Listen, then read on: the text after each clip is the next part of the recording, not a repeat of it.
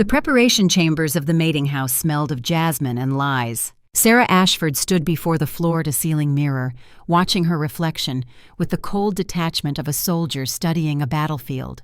The ceremonial dress clung to her body like a second skin, ivory silk designed to display every curve, every delicate line of her omega frame. Her hair had been arranged in elaborate braids that framed her face. Her skin glowed under soft lighting, treated with oils that made her appear fragile and precious. She looked like an ornament. She looked like a sacrifice. But Sera Ashford was neither of these things. 6 months ago, her brother Marcus had died in what the registry called a tragic accident. A fall from a balcony during a routine inspection of their archives. Case closed. No investigation, no questions. Just a body in a casket and a family destroyed. Marcus had been a beta working in the registry's administrative division. He had been careful, methodical, the kind of man who triple-checked his work before submitting it. He was not the kind of man who fell from balconies. In 28 years of life, Marcus had never once shown carelessness. He calculated risks before crossing streets. He researched restaurants before eating at them. He was the most deliberate person Sera had ever known. And they expected her to believe he simply fell. 3 weeks before his death, Marcus had sent Sera an encrypted message. Just 4 words that changed everything. They are hiding something. He never got the chance to tell her what. Now Sera stood in the preparation chambers of the mating house, dressed like a lamb being led to slaughter, and the registry officials surrounding her had no idea they were welcoming a wolf into their sacred halls. She had spent months preparing for this moment, learning to suppress the sharp intelligence in her eyes, practicing the submissive posture that Omegas were trained to adopt, studying the profiles of every powerful alpha family in the territory until she found her entry point. The training had been brutal. She had spent weeks in front of mirrors, forcing herself to adopt expressions of meekness and compliance that made her stomach turn. She had recorded herself speaking and eliminated every trace of authority from her voice. She had practiced walking with smaller steps, keeping her eyes lowered, making herself physically smaller in the presence of others. Everything about it had felt like a betrayal of who she truly was. But Sera understood something that many people never learned. True strength was not about showing power. True strength was about knowing when to hide it. The Varen twins. Kael and Caden Varen were the most powerful alphas in the Northern Territories. Their family controlled vast resources, held seats on the Territorial Council, and most importantly, they had access to registry archives that even senior officials could not reach. If anyone knew what secrets Marcus had uncovered, it would be someone with Varen-level clearance. Sera had researched them obsessively. Kael was the elder by 4 minutes, a strategic mind who had restructured the family's economic holdings and tripled their worth in just 5 years. Caden was the warrior, a decorated former military officer who now commanded the family's security forces. Together, they represented the perfect combination of brain and brawn that had made the Varen family dominant for generations. They were also notoriously selective about their romantic entanglements. In over a decade of eligibility, neither brother had accepted a mate. The registry had grown increasingly frustrated with their refusals, but the Varen family was too powerful to compel. Until now, apparently. Sera had manipulated her application, adjusted her pheromone profile during testing, done everything necessary to ensure that when the registry's matching algorithm ran its calculations, her name would appear at the top of the Varen request list. They thought they were claiming her. In truth, she was infiltrating them. A knock on the door made her assume the appropriate expression of nervous anticipation. One of the preparation attendants entered, her face professionally neutral. "It is time, Miss Ashford. The alphas are waiting in the private chambers." Sera allowed a tremor to enter her voice. She had practiced this sound for weeks.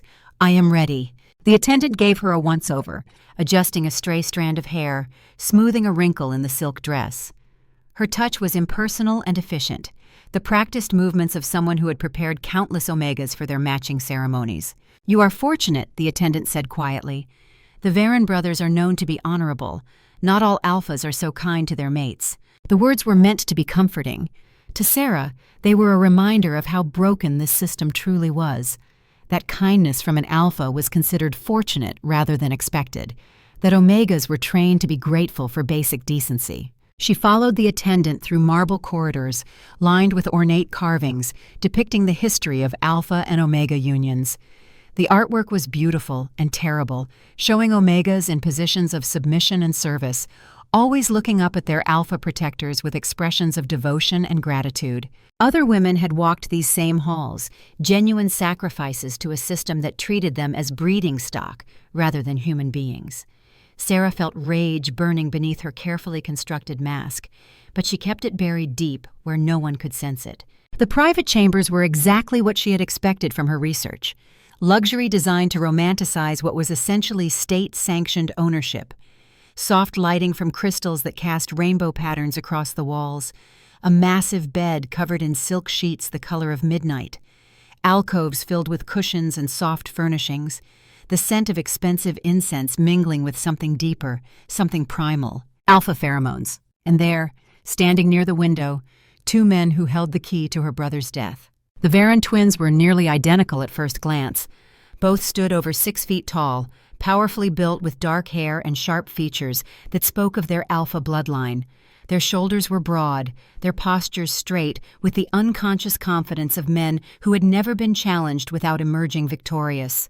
But Sera had studied their files extensively, and she noticed the differences immediately. Kael, the elder by 4 minutes, had eyes like polished silver, cold, calculating. The intelligence behind that gaze was formidable, and Sera recognized a fellow strategist when she saw one. His jaw was slightly sharper than his brother's, his cheekbones more pronounced. He wore his power like a well-tailored suit, something so integrated into his being that he no longer noticed its weight. He would be the dangerous one, the one most likely to see through her deception. Caden possessed eyes that burned amber, like honey mixed with fire. Where his brother was ice, he was flame, passionate, intuitive. His body language suggested someone who operated on instinct rather than analysis. There was a warmth to his features that his brother lacked, a suggestion of easy laughter and quick emotion. His hair was slightly longer, curling at the edges in a way that softened his alpha intensity. 2 brothers, 2 approaches, both lethal in their own way. Sera would need to be careful with each of them. The elder twin turned first, catching her scent before his gaze found hers. His body went rigid, every muscle tensing with the kind of control that spoke of years of discipline. She watched his nostrils flare slightly, taking in her pheromones, analyzing them the way he probably analyzed everything in his life. Beside him, Caden's reaction was more primal, a low rumbling sound that vibrated through the chamber like distant thunder, a claiming growl. The sound shot through Sera's nervous system like electricity. Every Omega instinct she possessed screamed at her to submit, to bare her neck, to present herself to the powerful alphas before her. Her Omega biology betrayed her, recognizing the powerful alpha pheromones flooding the room and responding with desperate intensity. She had prepared for this. She had trained herself to resist. She had practiced meditation techniques designed to create separation between her biological responses and her conscious mind. But the reality was more overwhelming than any simulation. These were not ordinary alphas. The Varen bloodline carried some of the purest alpha genetics in the territory. Their pheromones were concentrated, potent, designed by generations of selective breeding to compel obedience from any Omega in range. Sera felt her knees weaken, felt her skin flush with heat, felt the desperate biological urge to go to them, to touch them, to be consumed by them. She held her ground through sheer force of will. "You are Sera." Kael's voice was like gravel wrapped in silk. "I am Kael. This is my brother Caden. We have been waiting for you." She was supposed to greet them properly. Curtsy. Lower her eyes. Make herself small and submissive according to the protocols drilled into every Omega before their matching ceremony. Instead, she met his metallic gaze directly. Something flickered in those depths.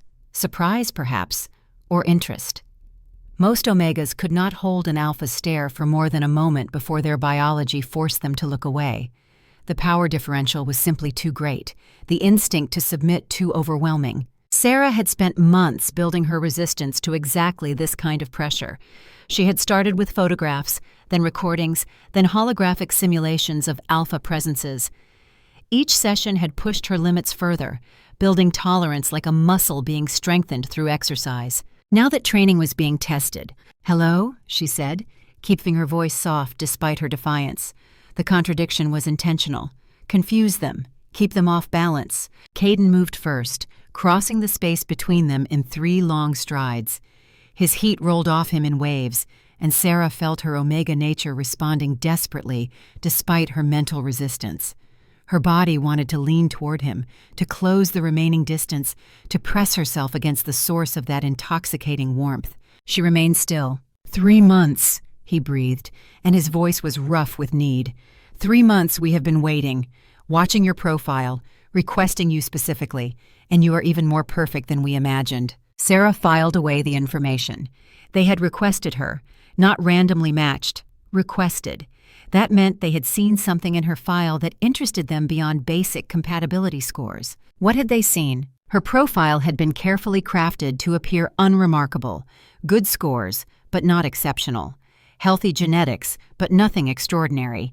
A background of hardship that might explain any rough edges without raising red flags. What could the Varen brothers have noticed that compelled them to choose her specifically? The elder brother approached more slowly, circling around to her other side. His fingers hovered just above her shoulder without making contact. The heat radiating from his skin was intense despite the distance. "You are not what I expected," he said quietly. His penetrating gaze searched her face, looking for something she could not identify. "Most Omegas cannot meet my eyes." Sera allowed a small smile to curve her lips. "Perhaps I am not most Omegas." The answer seemed to please Caden, who laughed with genuine warmth.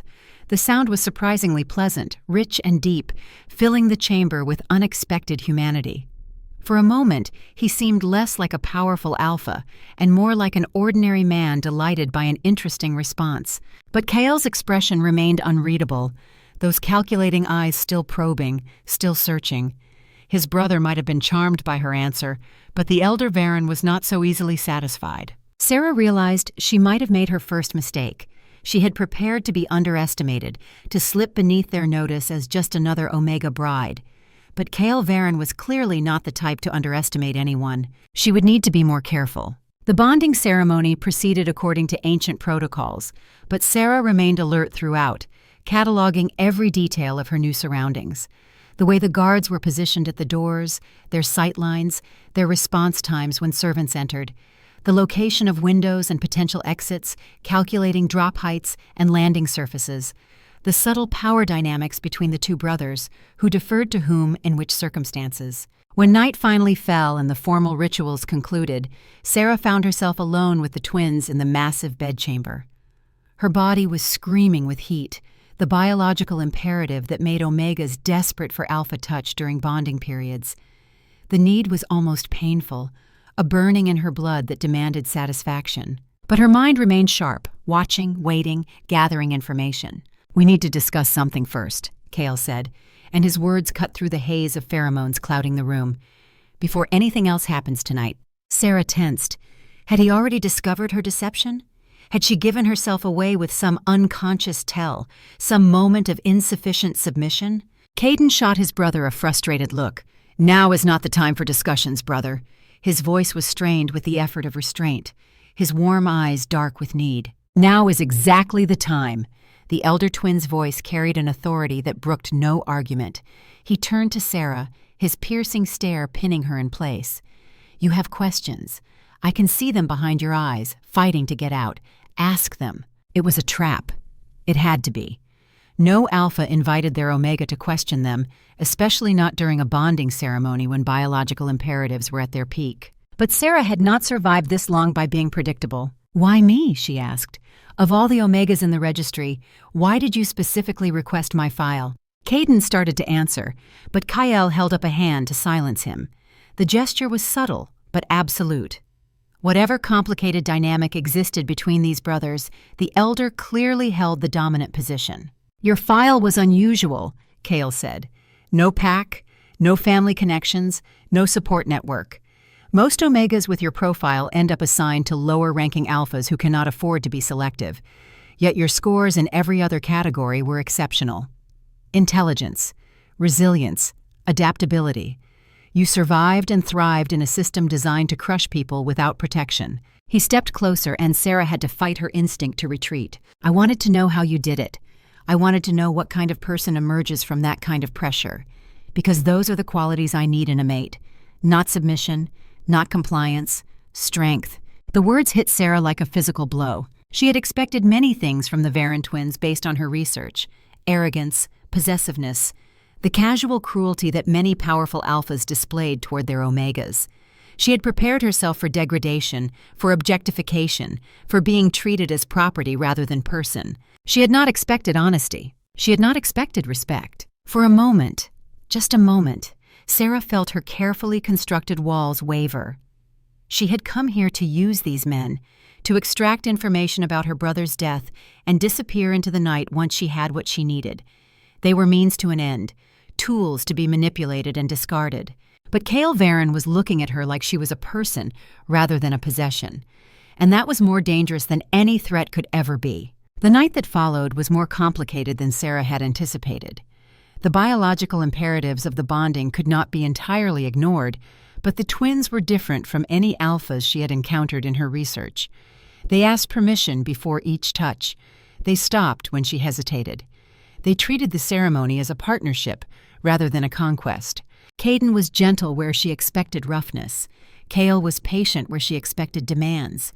Together, they created an experience that felt less like submission and more like collaboration. Sera did not know what to do with that. By the time dawn light began streaming through the windows, she found herself lying between two sleeping alphas, her mind racing with questions that had nothing to do with her original mission. Who were these men really? And why were they so different from everything she had expected? The sound of urgent knocking shattered the morning stillness. Kyle was awake instantly, his body moving from sleep to combat readiness in the space of a heartbeat. His keen gaze scanned the room, assessed threats, and focused on the door with predatory intensity. Caden stirred more slowly, but his muscles tensed with the same predatory alertness. Whatever training these brothers had received, it had made wakefulness and danger synonymous in their minds. "My lords," a voice from beyond the door, trembling with distress. "Your father, Lord Aldrich, has taken a turn. The physicians say you must come immediately." Sera watched as both brothers transformed before her eyes. The warmth that had characterized the night vanished, replaced by something harder and more desperate. Whatever complicated relationship existed between the twins and their father, it was clearly forged in deep emotion. "Stay here," Kale commanded, already pulling on clothes. "We will return when we can." There was no request in his voice, no consideration of whether she might want to come. In that moment, Sera saw the alpha beneath the careful courtesy of the night before. When crisis struck, Kale Varen expected obedience, and then they were gone, leaving Sera alone in the bonding chambers with nothing but silence and opportunity. She waited exactly 4 minutes before moving, long enough for the twins to clear the immediate hallway, short enough that any guards would still be distracted by the commotion of their departure. The Varen estate was massive, but Sera had memorized its layout from architectural records in the territorial archives. She knew that Lord Aldrich's personal study was 3 floors up and 2 corridors east.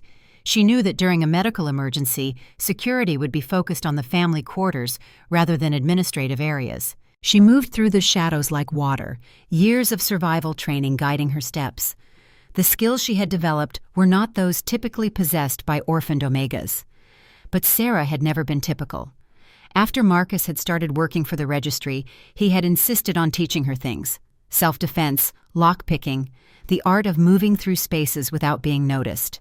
At the time, she had thought he was being overprotective. Now she understood he had been preparing her for exactly this. The halls were indeed largely empty, most staff rushing toward the medical wing where Lord Aldrich lay dying. Sera passed cleaning stations abandoned mid-task, meals half-prepared in service kitchens, the entire household disrupted by the emergency. The study door was locked, but Sera had learned to pick locks before she learned to read. 30 seconds of careful manipulation, and she was inside, surrounded by decades of Varen family secrets. The room was exactly what she had expected from a man of Lord Aldrich's reputation. Dark wood paneling, shelves lined with ancient texts and modern strategic analyses, a massive desk covered with papers and correspondence, maps of the territory covering one entire wall, marked with notations in a precise hand. She worked quickly, methodically, photographing documents and scanning file cabinets with the tiny camera disguised as a button on her dress. Most of what she found was standard administrative material: territory agreements, trade contracts, council correspondence, nothing about the registry, nothing about Blackwell. She was about to give up when she noticed a section of shelving that seemed slightly different from the rest. The dust patterns were wrong. Books that appeared untouched showed subtle wear on their spines. A hidden compartment. It took her 3 minutes to find the mechanism, a pressure point disguised as a decorative flourish in the wood carving. The panel slid open to reveal a small safe. The safe took another 4 minutes to crack, pushing the limits of how long she could safely remain in the study. But when she finally got it open, everything became worth the risk. Inside was a folder marked with her brother's name. Sera's hands trembled as she opened it, the first genuine emotion she had allowed herself to feel since entering the mating house. Inside were copies of Marcus's investigation reports, documents he had compiled about discrepancies in registry records, names of officials involved in something he had labeled only as the Blackwell Protocol. At the center of it all was a single name that appeared again and again: High Commander Malachar Blackwell. Sera photographed every page, her mind already connecting dots that had eluded her for 6 months. Blackwell was the commander of Registry Military Forces, one of the most powerful men in the territory outside of the Alpha families. If he was involved in covering up whatever Marcus had discovered, it explained why her brother's death had been so easily dismissed. The sound of approaching footsteps sent Sera into motion. She replaced the folder exactly as she had found it, closed the safe, reset the hidden panel, and slipped out the study door in a single fluid sequence of movements. She was halfway back to the bonding chambers before the guard patrol rounded the corner. By the time Kale and Caden returned 3 hours later, she was sitting exactly where they had left her, the picture of an obedient Omega waiting patiently for her alphas. But everything had changed. The twins looked exhausted. Caden's warm eyes were red-rimmed, suggesting tears he would never admit to shedding. Kael's expression had gone flat and cold, the warmth of the previous night completely extinguished. Both brothers moved with the heavy steps of men carrying burdens too great to bear. "How is your father?" Sera asked, and was surprised to find that she genuinely wanted to know the answer. "Dying." Kael's voice was hollow. "The physicians say weeks at most, perhaps less. I am sorry." The words felt inadequate, but Kael's expression flickered with something that might have been appreciation. "He knows you are here. He wants to meet you. Tomorrow, when he has rested. He insists on welcoming you to the family personally." Sera nodded, her mind already calculating. Lord Aldrich Varen, 65 years old according to the files, former military commander, one of the most respected alphas in the territory's history. If anyone knew secrets about the registry's inner workings, it would be him. But there was something else in Kael's expression, something he was not saying. Sera had become expert at reading the gaps in what people told her. "What happened?" she asked carefully. "Something has changed since you left this morning." Caden shot his brother a warning look, but Kael ignored it. His intense stare met Sera's with a force that made her skin prickle. "My father is not dying of natural causes," Kael said quietly. "He is being poisoned, and I intend to find out who is responsible." The words hung in the air between them, heavy with implication. Sera felt her mission suddenly become far more complicated. She had come to the Varen estate seeking information about her brother's death. Now she found herself entangled in another mystery entirely. A dying patriarch, a hidden poisoner, secrets piled upon secrets, and somewhere in the shadows, a man named Blackwell, whose name appeared in both her brother's files and the Varen family's darkest corners. The following morning, Sera was escorted to Lord Aldrich's private chambers. What she found there was not what she expected. The man lying in the massive bed had clearly once been a giant. Even wasted by illness, Aldrich Varen radiated an authority that filled the room like a physical presence. His hair had gone completely white, and his face was lined with decades of hard decisions. But his eyes, a startling violet that neither of his sons had inherited, burned with an intelligence that age and poison had not dimmed. Those eyes had seen wars. They had watched empires rise and fall. They had made decisions that shaped the lives of millions. And now they were fixed on Sera with an intensity that made her feel stripped bare. "Leave us," Aldrich commanded, and his voice still carried the weight of a man who had led armies. Kael hesitated. "Father, leave us." The old alpha did not raise his voice, but the command was absolute. "I wish to speak with my new daughter alone." The twins exchanged glances, some unspoken communication passing between them, before they withdrew and closed the door. Sera found herself alone with a dying legend. "Come closer, child." Aldrich gestured to a chair beside his bed. "My eyes are not what they once were, and I want to see the face of the woman my sons have chosen." Sera approached carefully, hyper-aware that despite his weakened state, Aldrich Varen was still an alpha of immense power. The pheromones rolling off him were muted but present, carrying notes of authority and something else she could not quite identify. Wisdom, perhaps, or sorrow. She sat in the offered chair and met his violet gaze directly. For a long moment, the old man simply studied her. His eyes moved across her face like a general surveying a battlefield, missing nothing, cataloging everything. She could almost feel him assembling a picture of her from details she did not know she was revealing. "You are not what you pretend to be," Aldrich said finally. Sera felt ice flood her veins. Her first instinct was to deny, to maintain her cover, but something in those ancient eyes told her that deception would be useless. "I do not know what you mean, my lord." Aldrich laughed, and the sound was like dry leaves scraping across stone. "Do not insult us both with lies. I have been reading people since before your parents were born. The woman sitting before me is no frightened Omega seeking protection. You are a hunter wearing prey's clothing. The question is, what are you hunting?" Sera considered her options. She could maintain her cover and risk alienating the one person who might have the answers she needed, or she could take a chance on honesty and hope that Aldrich Varen was not her enemy. The old man's next words made her decision for her. "Your brother was investigating the registry when he died. He was getting close to something. Too close. And now you have infiltrated my family seeking the truth about his murder." The blood drained from Sera's face. "How do you know about Marcus?" Aldrich's violet gaze held something that might have been sympathy. "Because he came to me, child. 3 weeks before his death, your brother sat in that very chair and told me what he had discovered. I tried to warn him. I told him the forces he was provoking were too powerful. But Marcus was like you, I think. Stubborn, determined, unable to let injustice stand." Sera's hands were shaking. She could not seem to make them stop. What did he find? What was he investigating? "The same thing that is killing me now." Aldrich's voice grew heavy with exhaustion. "The Blackwell Protocol, a conspiracy that goes to the very heart of the registry itself. Your brother discovered that High Commander Malachar Blackwell has been building power for decades, eliminating anyone who threatens his ascension. Alpha families who opposed him have suffered mysterious tragedies. Officials who questioned him have disappeared. And your brother." He stumbled upon the evidence that could bring it all down. Sera leaned forward, desperate. "What evidence? Where is it?" "Gone." Aldrich closed his eyes. Destroyed, or so Blackwell believes. But Marcus was clever. Before he died, he managed to hide copies somewhere that not even Blackwell's people could find.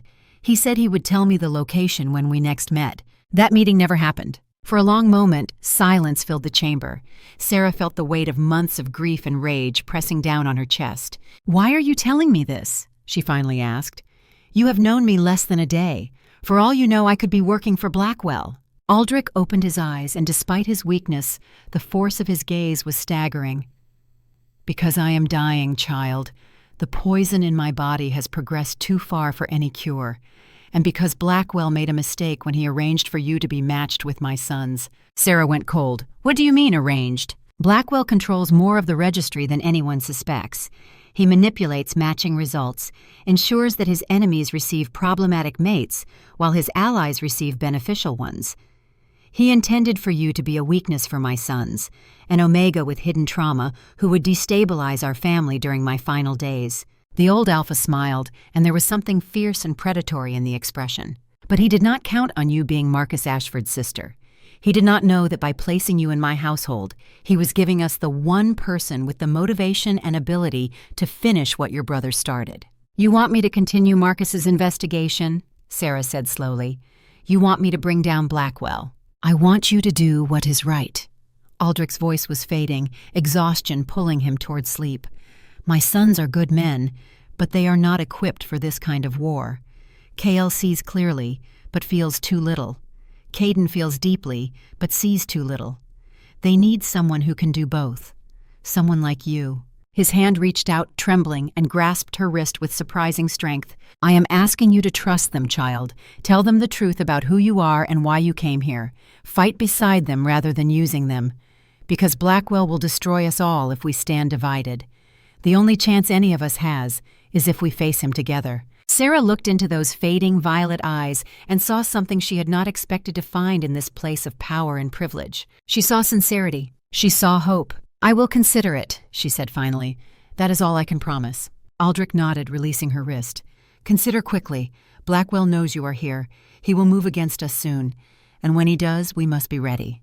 As if summoned by his words, the door to the chamber burst open. Kael stood in the doorway, his expression blazing with barely contained fury. "Father," he crossed the room in 3 quick strides. "We have a situation. High Commander Blackwell has just arrived at the estate with a full honor guard. He claims he is here to pay his respects to our family during this difficult time." Aldrich's laugh was bitter. "Of course he is. The vulture cannot wait for the corpse to grow cold before circling." Sera rose from her chair, her mind racing. Blackwell, here, now. She would see the man responsible for her brother's death face to face. The question was whether she could maintain her cover long enough to learn what she needed, or whether she would betray herself with a single look at the murderer of everything she loved. High Commander Malachar Blackwell was exactly what Sera had expected from her research, which somehow made him more terrifying rather than less. He stood in the estate's grand receiving hall surrounded by soldiers in registry uniforms, a man in his mid-50s with steel-gray hair and eyes like chips of obsidian. His uniform was immaculate, every medal and insignia perfectly positioned. His posture radiated the casual confidence of someone who had never been denied anything he wanted. This was the man who had killed her brother. This was the man who was killing Lord Aldrich. This was the enemy. Kael and Caden flanked Sera as they descended the main staircase to greet their unwanted guest. She could feel the tension radiating from both brothers, their alpha instincts screaming warnings that they were too disciplined to voice aloud. "Lord Kael, Lord Caden."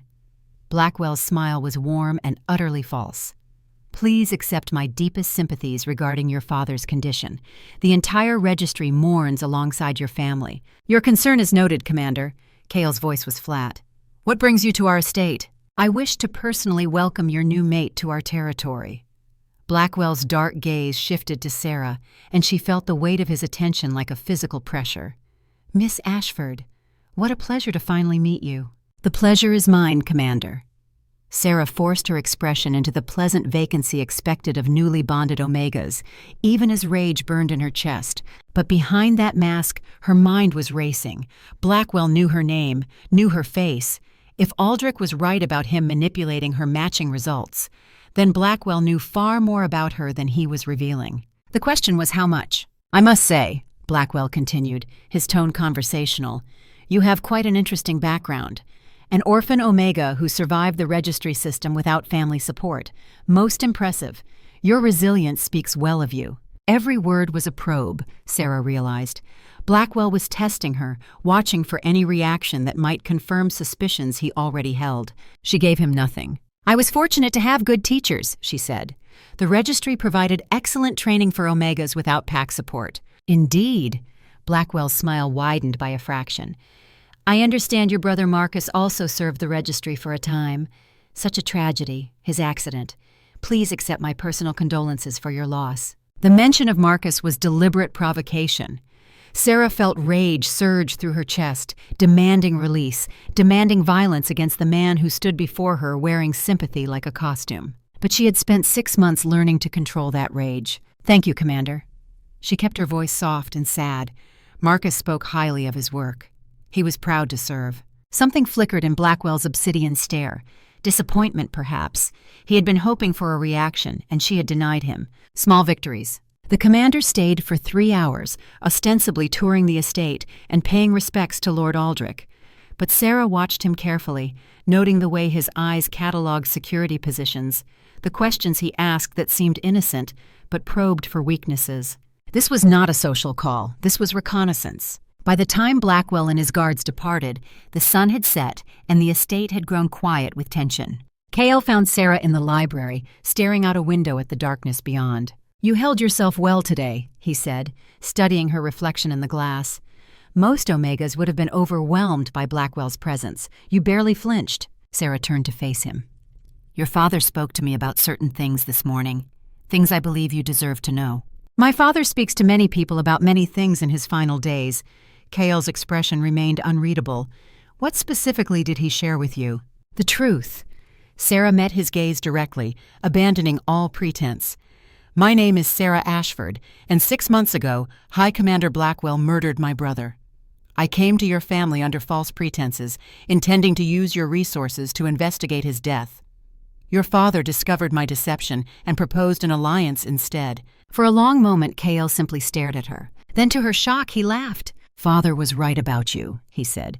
We were warned you might be more than you appeared. I had hoped the assessment was accurate. You knew? We suspected. The elder twin's gaze glittered with something that might have been admiration. An Omega with your profile does not survive the registry system by being helpless. We requested your match precisely because we needed someone capable of more than submission. We needed a partner. A partner for what? For war. Kale's voice dropped, becoming deadly serious.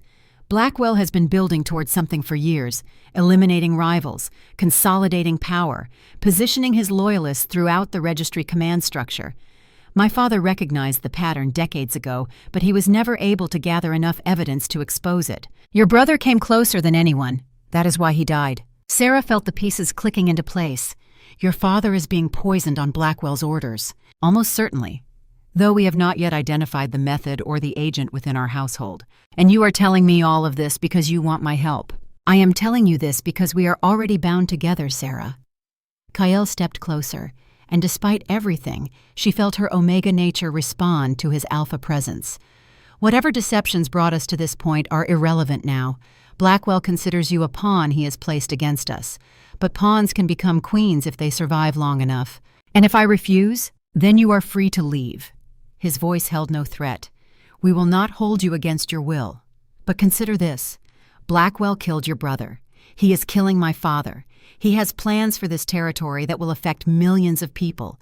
You can walk away and spend the rest of your life wondering what might have been. Or you can stay and help us burn his empire to the ground. Sera thought about Marcus, about his last message, about the evidence he had hidden somewhere that could bring down everything Blackwell had built. She thought about Lord Aldrich, dying in his bed because he had dared to stand against a tyrant. She thought about Caden's warmth and Kale's brilliance, and the possibility that she had stumbled into something larger than her own grief. I will stay, she said finally, but I have conditions. Name them. Full access to your family's archives, complete transparency about what you know regarding Blackwell, and when we find the evidence my brother hid, I want to be the one who presents it to the Territorial Council. Kale extended his hand. Done. Sera took it, feeling the warmth of his palm against hers, and understood that everything had changed. She had come to the Varen estate as a spy. Now she was something else entirely. An ally, a partner, a weapon. And somewhere in the shadows, Malachar Blackwell had no idea that his carefully placed pawn had just changed sides. The war for the territory was about to begin.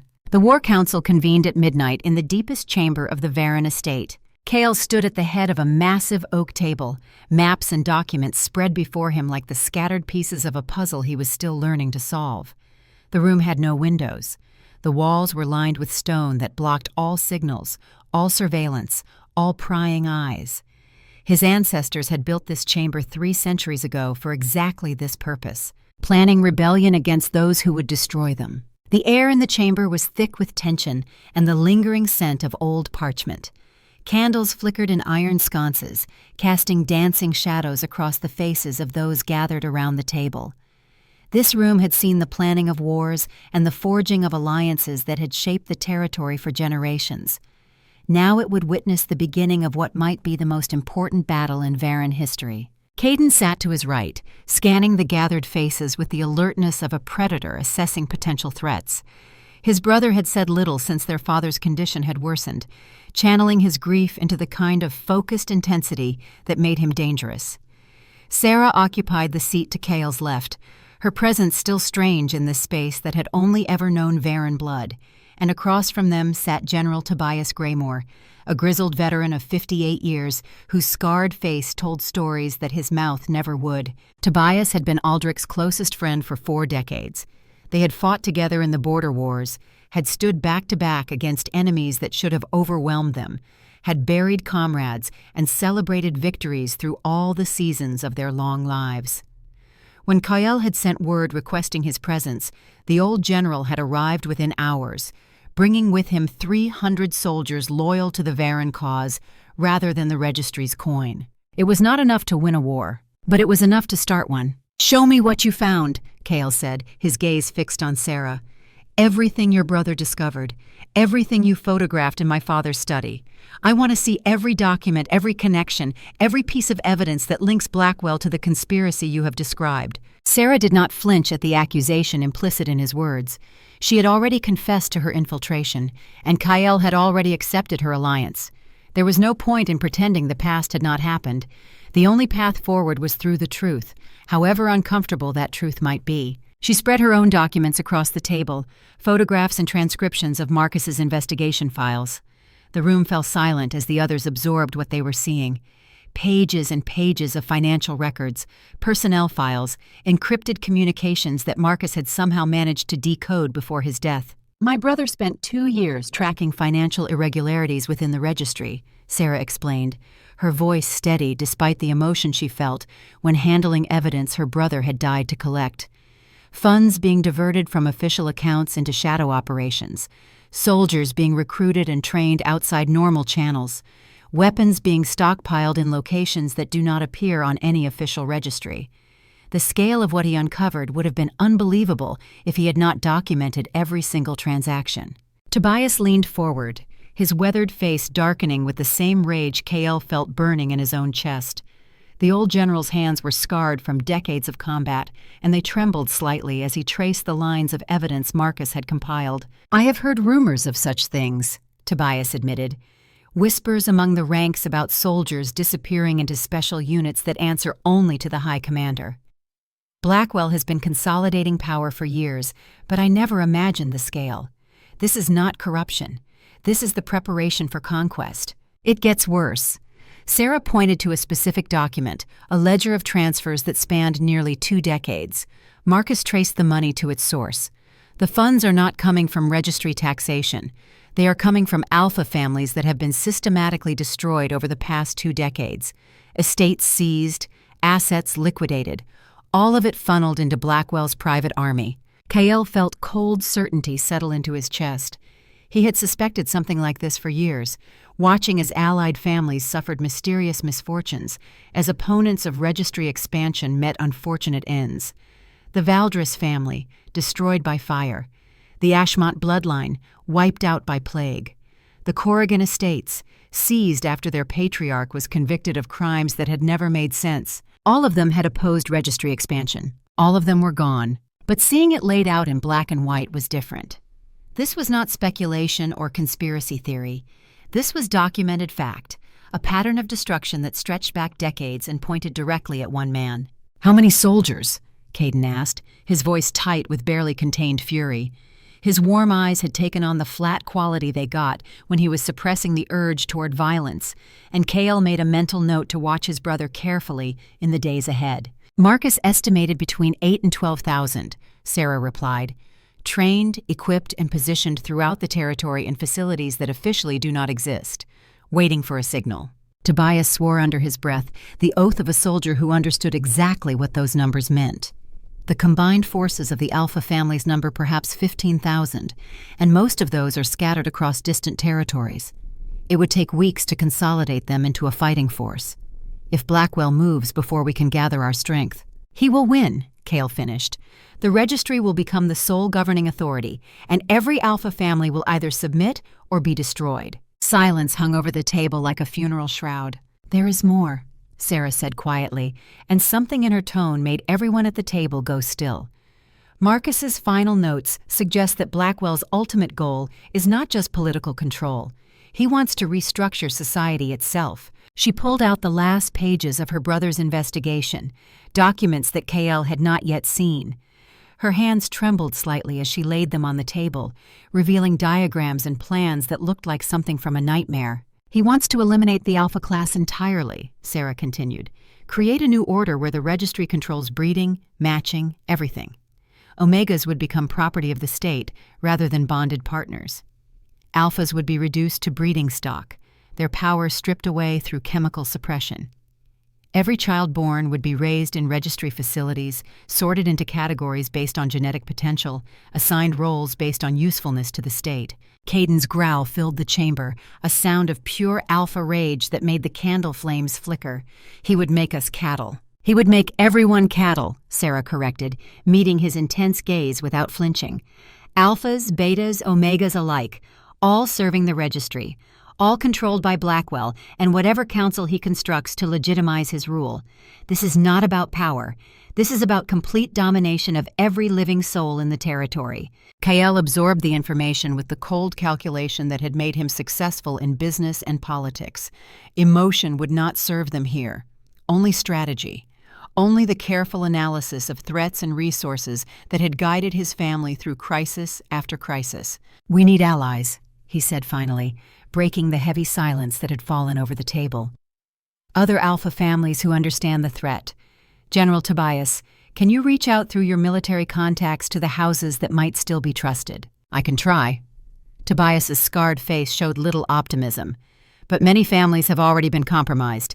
Blackwell has spent decades placing his loyalists in positions of influence, in bedchambers and council halls alike.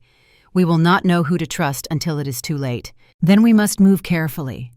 Kael's mind was already racing through possibilities, calculating odds and contingencies with the precision of a master strategist. "We cannot openly oppose the registry without evidence that will convince the Territorial Council. We need proof of Blackwell's conspiracy. Documented, irrefutable proof that even his allies cannot dismiss." "My brother hid copies of everything," Sera said, and for the first time, hope colored her voice. "He told your father he would reveal the location at their next meeting. That meeting never happened, but Marcus was methodical. He would have left clues somewhere, something that would lead me to the evidence. Then finding those clues becomes our priority." Kael looked around the table, meeting each set of eyes in turn. "We are at war, though the first shots have not yet been fired. Everything we do from this moment forward must serve one goal, exposing Blackwell before he can move against us." The council continued for another 3 hours, plans being drafted and discarded, contingencies being established. By the time Kael finally dismissed the gathering, dawn was beginning to lighten the sky above the estate. He remained in the chamber after the others had gone, staring at the documents that painted such a terrifying picture of the future Blackwell intended to create. His father was dying, his family was under attack, and the woman he had taken as a mate had come to him as a spy, driven by grief and vengeance, rather than the biological compatibility the registry claimed to measure. Nothing about his life had gone according to plan. And yet, standing in the quiet of the war room, Kael found himself grateful. Grateful that Sera had come to them, grateful that her brother's investigation had provided the pieces they needed, grateful that the enemy had finally revealed himself clearly enough to be fought. The Varen family had survived for centuries by adapting to threats. They would survive this one too, or they would die trying. The first refugees arrived 3 days after the War Council. They came in small groups at first, families fleeing territories where registry forces had begun their crackdown. Alphas who had spoken against Blackwell's expansion, betas who had served families now marked for destruction, and omegas, always omegas, cast out from the registry system for failing to meet arbitrary standards or daring to question their assigned matches. Kael ordered the estate's gates open to all who sought shelter. It was a risk, he knew. Any of these refugees could be registry spies sent to infiltrate their defenses. But turning away the desperate would undermine everything they claimed to be fighting for. Among the refugees was a young Omega woman named Lyra, barely 22 years old, who arrived alone and terrified at the estate's northern gate. She had been rejected by the registry during her processing because her genetic markers were unusual, neither fully Omega nor fully Beta, an anomaly that the system could not categorize. But it was not her genetics that made Lyra valuable. It was her gift. Sera discovered it by accident, sitting with Lyra in the refugee quarters while the young woman recovered from her journey. They were discussing nothing of importance, the weather, the food, the kindness of the estate's staff, when Lyra suddenly went rigid, her eyes unfocusing as if she were seeing something far beyond the walls of the room. "There will be fire," Lyra whispered, her voice carrying a distant, hollow quality. "Fire on the horizon. 3 days of burning. And then the Silver One will speak, and thousands will answer." The words made no sense at the time, but Sera felt a chill run down her spine nonetheless. "What did you just say?" Sera asked carefully. Lyra blinked, her awareness returning to the present. She looked confused, disoriented, as if waking from a dream she could not quite remember. "I am sorry," she said. "Sometimes I see things that have not happened yet. The registry called it a defect. They said it made me unsuitable for matching." Sera leaned forward, her investigator's instincts suddenly alert. "What kind of things do you see?" "Fragments. Possibilities." Lyra's voice was hesitant, as if she expected to be mocked or dismissed. "Sometimes I see moments that come true exactly as I witnessed them. Other times, the future changes, and what I saw becomes just a shadow of what might have been. I cannot control it. I cannot summon it. It simply happens." Sera reported the conversation to Kale that evening. He listened without interruption, his expression thoughtful rather than skeptical. "Seers are rare," he said when she finished, "but not unheard of.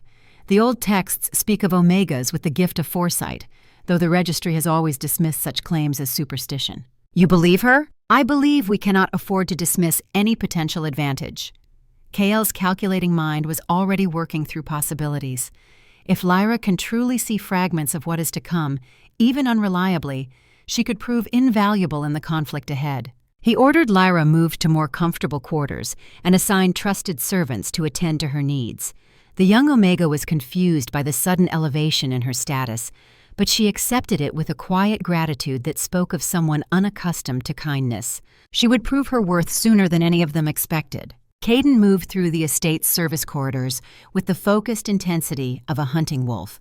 The past week had been consumed by investigation, every moment dedicated to uncovering how the poison was reaching his father's system. The physicians had confirmed Aldrich was being exposed to a slow-acting toxin, something that mimicked natural organ failure so precisely that only the most detailed analysis could detect it.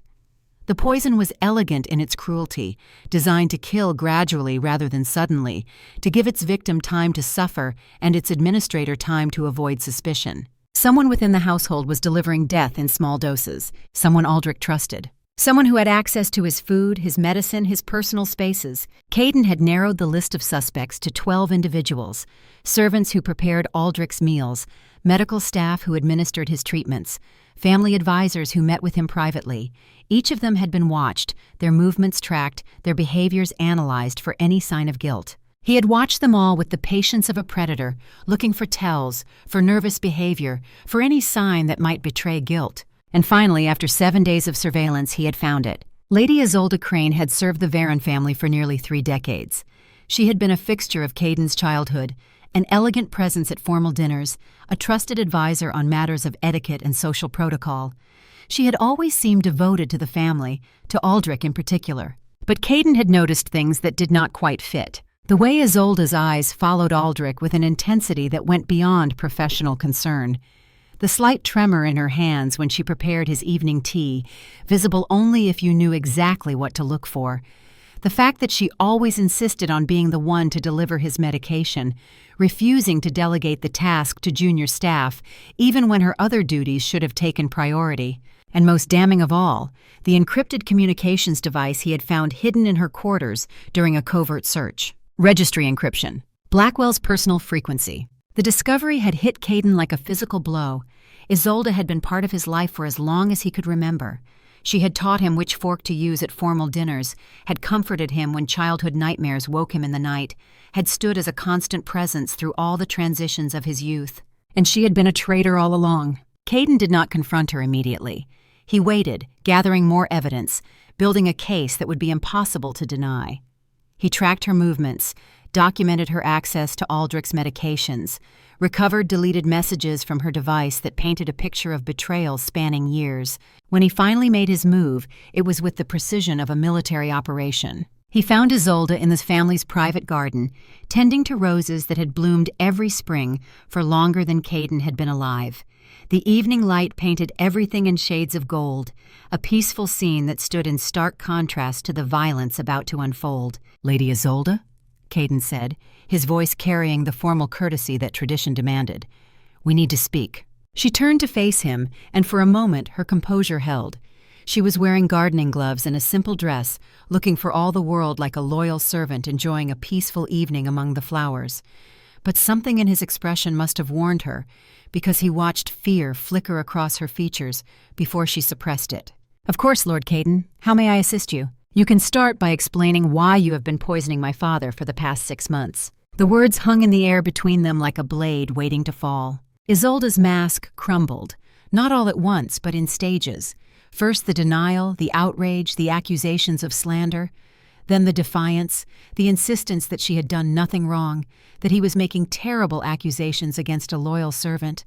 And finally, when Caden produced the evidence, the communications, the recordings, the damning trail of guilt, something else entirely emerged: laughter. Isolde laughed, and the sound was neither sane nor stable. It was the laugh of someone who had carried a burden for so long that releasing it felt like flight rather than fall. "You want to know why?" she asked, her eyes blazing with a fury that had been fermenting for decades. "Because your father destroyed me. Because I loved him with everything I had, and he threw me away like garbage. Because I gave him 30 years of devotion, and he repaid me by choosing duty over love every single time." Caden felt his alpha instincts surge, demanding blood, demanding violence against the woman who had hurt his father. But he held himself in check, needing to understand the full scope of the betrayal before he acted. "You were lovers," he said flatly. It was not a question. "For 15 years. Isolde's voice trembled with emotion. "Before your mother. Before you and your brother. I was the one Aldrich wanted. I was the one he promised forever. But when it came time to choose, when his family demanded he take a proper mate from an allied alpha bloodline, he discarded me without a second thought." "That was 30 years ago," Caden growled. "You have nursed this hatred for 3 decades?" "I have nursed this love," Isolde corrected, and the distinction seemed important to her. "I stayed because I could not leave him. I served his family because it was the only way to remain close to him. I watched him marry another woman, raise children with her, grow old without ever once acknowledging what we had shared." She stepped closer, and Caden saw tears streaming down her face, mingling with the mad smile that twisted her features. "When Blackwell approached me, he understood. He offered me what Aldrich never did: power, recognition, a place in the new order he is building. All I had to do was remove the man who had already destroyed me emotionally." "You are killing him slowly," Caden said, "making him suffer." "He made me suffer slowly. 30 years of watching him love everyone except me. 30 years of being invisible. Now he knows what that feels like. Now he experiences the gradual diminishment, the loss of everything he valued, piece by piece." Caden's control finally snapped. He moved faster than thought, alpha speed and strength carrying him across the distance between them in a heartbeat. His hand closed around Isolde's throat, lifting her from the ground as easily as he might lift a child. "Give me one reason not to kill you where you stand," he snarled. Isolde did not struggle. She hung in his grip with an almost peaceful expression, as if she had been waiting for this moment, welcoming it. "Because you are not a murderer," she whispered. "Because despite everything, you are still Aldrich's son, still bound by the honor he taught you, still too noble to execute an unarmed woman, no matter what she has done." She was right. Caden hated her for being right. He dropped her to the ground and signaled to the guards who had been waiting at the garden's edge. "Take her to the detention cells. Maximum security. No visitors without my explicit authorization. She will stand trial when this war is over." As the guards dragged Isolde away, she called back over her shoulder, "It does not matter. The damage is done. Aldrich will die regardless of whether I continue the dosing. And when he does, Blackwell will move. You have already lost." Caden watched her disappear into the estate, her words echoing in his mind. She was right about one thing. The poison had progressed too far for any cure to reverse the damage. Aldrich was dying, and nothing they did would change that fundamental truth. But Isolde was wrong about everything else. The Varen family had not lost. The war was just beginning. The registry's summons arrived 3 days later, delivered by an official courier flanked by armed guards. Sera stood in the estate's receiving hall, reading the formal document with growing fury as Kael and Caden looked on. "By order of the Territorial Registry," the document proclaimed, "the Omega designated Sera Ashford is hereby commanded to present herself for mandatory reproductive evaluation. Failure to comply will result in criminal charges against both the Omega and her registered Alpha partners." It was exactly the trap Aldrich had warned them about. Comply, and Sera would be taken into registry custody where anything might happen to her. Refuse, and Blackwell would have legal justification to move against the Varen family directly. "We cannot let them take you," Caden said immediately, his protective instincts overriding all other considerations. "And we cannot openly defy a legal summons," Kale countered, his strategic mind already working through possibilities, "not without consequences that could destroy everything we have built." Sera looked up from the document, her expression thoughtful rather than afraid. There may be another option. She had spent the past several days working with the Varen family's legal advisors, searching for any precedent that might protect bonded Omegas from registry intrusion. The search had been frustrating, complicated by the fact that many historical records seemed to have been deliberately destroyed or hidden. But then she had remembered something her brother had mentioned in one of his encrypted messages. A reference to the original founding documents of the registry itself, documents that supposedly established the legal framework for everything the organization could and could not do. "I need access to the territorial archives," Sera said. "The oldest sections, the ones that predate the current registry structure. If what Marcus suspected is true, there may be evidence that the registry's authority was never properly established in the first place." Kale's penetrating gaze sharpened with interest. "You believe the registry is operating illegally?" "I believe the registry's power was supposed to be limited," Sera explained. "My brother found references to a founding charter that restricted registry authority to administrative functions only. Matching services, record-keeping, medical support. The enforcement powers, the mandatory evaluations, the ability to override alpha family decisions. None of that was part of the original agreement. If true, it would change everything," Kale said slowly. "Every enforcement action the registry has ever taken could be challenged as illegitimate, which is exactly why those documents have been hidden." Sera's voice carried the conviction of someone who had finally found the trail she had been seeking. Blackwell has been building power for decades, but that power rests on a foundation of lies. If we can prove that the registry exceeded its legal mandate from the very beginning, we can undermine everything he has constructed. "The territorial archives are controlled by registry officials," Caden pointed out. "They will never give us access voluntarily. Then we do not ask for permission." Kale's expression hardened with decision. "General Tobias has contacts within the archive security force, veterans who served under him and owe him loyalty. We can get our people inside." The operation took 2 weeks to plan and 3 hours to execute. Sera went in with a team of 4 trusted soldiers, moving through the archive's lower levels where the oldest documents were stored in climate-controlled vaults. What she found there exceeded even her most optimistic expectations. The founding charter of the Territorial Registry, dated 107 years ago, clearly established the organization as a service entity rather than a governing authority. The Alpha families had agreed to fund the registry in exchange for matching services and administrative support.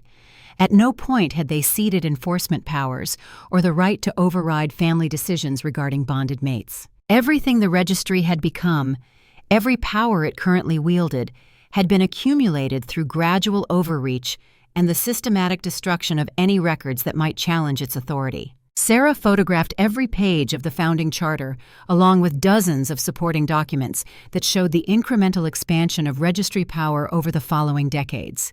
Letters of protest from Alpha families that had been ignored. Legal challenges that had been dismissed by judges later revealed to be registry appointees. Evidence of a century-long conspiracy to transform a service organization into a totalitarian governing body. This was the first piece of the puzzle. The founding charter would establish that the registry had no legal authority to make demands of bonded Omegas. It was proof of institutional overreach, the weapon they needed for the political battle. But it was not the evidence that would destroy Blackwell himself. That evidence, the criminal proof of murder and conspiracy, still lay hidden somewhere, waiting to be found. When she returned to the Varen estate with her evidence, Kyle immediately began preparing for the legal challenge that would determine everything. The hearing was set for 4 days later in the Territorial Council's Great Hall. Every major Alpha family would be represented, along with registry officials and neutral observers from neighboring territories. The outcome would set precedent for decades to come. Sera would have to stand before them all and present her evidence, and Blackwell would be watching, waiting for any opportunity to discredit her. The night before the hearing, Lyra sought out Sera in the library. The young Omega's face was pale, her eyes carrying the distant quality that Sera had learned to recognize as the aftermath of one of her visions. "I saw something," Lyra said quietly. I do not know if it will help, but I thought you should know. Sera set aside the documents she had been reviewing. Tell me, the hearing will go well for you. The council will rule in your favor. But Blackwell will not accept defeat. He will invoke something called Emergency Protocol 7, and then everything will change. Emergency Protocol 7. Sera filed the phrase away for future investigation. What else did you see? Fire, Lyra whispered. Fire on the horizon. 3 days of burning, and a child with violet eyes who will change everything. The words made no sense, but Sera thanked Lyra for the warning and spent the rest of the night wondering what was coming. The Great Hall of this territorial council had been designed to intimidate. Massive columns of black marble rose toward a ceiling lost in shadow. The floor was polished obsidian, reflecting the faces of those who walked upon it like a dark mirror. Behind the raised platform where the council sat, an enormous window displayed the city below, a reminder of everything that hung in the balance. Sera stood at the petitioner's podium, feeling the weight of hundreds of eyes upon her. The Alpha family representatives filled the gallery to her left, their expressions ranging from curious to hostile. The registry officials sat to her right, Blackwell prominent among them, his obsidian gaze fixed on her with predatory intensity. Kale and Caden occupied the front row of the Alpha section, their presence a silent reminder that she was not alone. But when she spoke, she would speak for herself, for Marcus, for everyone the registry had wronged. The council chairman, an ancient Alpha whose white hair and stooped shoulders belied the sharpness still visible in his eyes, called the hearing to order. We are convened to address the petition of Sera Ashford, bonded mate of Lords Kale and Caden Varen, regarding the registry's summons for mandatory reproductive evaluation. The petitioner claims this summons exceeds the registry's legal authority. We will hear her evidence and render judgment. Sera stepped forward, her voice steady despite the fear coursing through her. Honored council members, she began. What I am about to present will challenge everything you believe about the organization that has governed Omega affairs for the past century. I do not make these claims lightly. I make them because the evidence demands it, and because the alternative is to allow a corrupt institution to continue destroying lives. She outlined her case methodically, presenting the founding charter and the supporting documents, explaining how the registry had gradually expanded its powers without legal authorization. She showed the council letters from Alpha families protesting this expansion, and the evidence that those protests had been systematically suppressed. When she revealed the connections between registry officials and the destruction of allied Alpha families, murmurs rippled through the gallery. When she presented Marcus's investigation files, documenting the shadow army Blackwell had been building, those murmurs became outraged exclamations. Throughout it all, Blackwell sat motionless, his face betraying nothing. But Sera watched his hands. They were clenched so tightly that his knuckles had gone white. She was hurting him. Every word, every document, every piece of evidence was a wound to the empire he had spent decades constructing, and she was only getting started. The registry's current leadership, she continued, has violated the founding charter in ways that can no longer be ignored. They have exceeded their authority by claiming enforcement powers never granted to them. They have manipulated matching results to serve political ends. They have ordered the assassination of individuals who threatened to expose their crimes. She paused, letting the weight of her next words sink in. Including my brother, Marcus Ashford, whose only crime was discovering the truth. Blackwell finally moved, rising from his seat with the controlled fury of a predator denied its prey. These accusations are baseless, he declared, his voice carrying easily through the great hall. The ravings of a disturbed Omega who has been manipulated by the Varen family into spreading propaganda. I demand that this council reject her testimony and proceed with the original summons. The council chairman raised a hand for silence. High Commander Blackwell, you will have an opportunity to respond. But first, we will examine the evidence presented. For 3 hours, the council reviewed Sera's documents.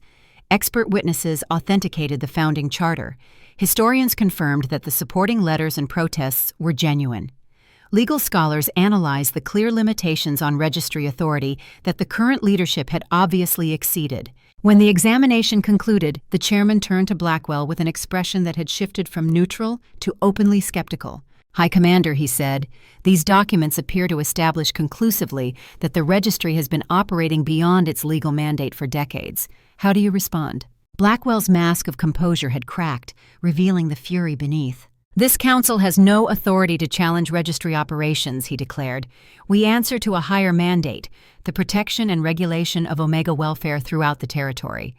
Whatever administrative irregularities may have occurred in the past, our mission remains vital and our methods remain necessary." "Your methods include building a private army," Kale interjected from the gallery. "Your methods include murdering inconvenient witnesses. Your methods include slowly poisoning my father because he dared to question your authority."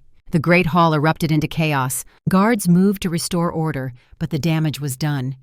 Every Alpha family representative was now staring at Blackwell, with expressions ranging from shock to murderous intent.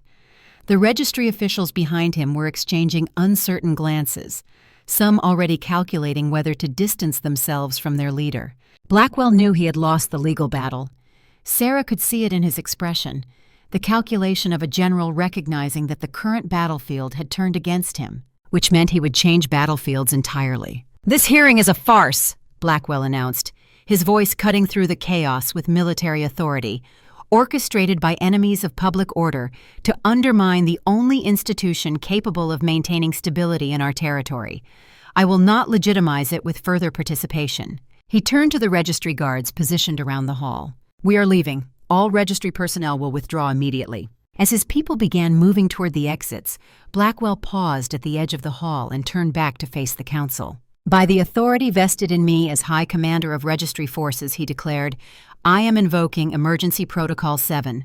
All registry military assets are hereby mobilized to address the threat to public order posed by the Alpha family conspiracy revealed here today." He smiled, and the expression held no warmth at all. "War is coming, lords and ladies. Choose your sides carefully." Then he was gone, and the Territorial Council descended into pandemonium.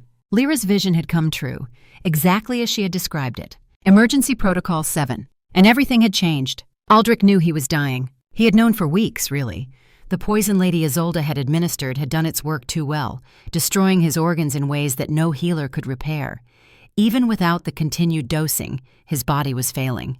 But he had held on long enough to see the hearing, long enough to know that Sera had delivered the evidence that would change everything, long enough to be proud of his sons and the woman they had chosen. Now, in the quiet hours of the night, he prepared to say goodbye. He summoned them one at a time, starting with Kael. His eldest son entered the bedchamber with the controlled expression that Aldrich had taught him to wear. But behind that keen gaze, Aldrich could see the grief his boy was trying to hide. "Come," Aldrich said, gesturing to the chair beside his bed. "Sit with me." Kael sat, and for a long moment, neither of them spoke. They had never been good at expressing emotion, either of them. It was a Varen trait, this tendency toward distance, toward analysis rather than feeling. But some things needed to be said. "You are ready to lead this family," Aldrich began. "You have been ready for years, if I am honest. I held on too long, refused to acknowledge that my time was passing. That was pride, and it was foolish." "Father, let me finish." Aldrich's voice carried a shadow of its former authority. "You are the mind of this family, Kael. The strategist, the planner, the one who sees patterns where others see chaos. That gift has served you well, and it will serve the family well in the years to come." He reached out, and Kael took his hand.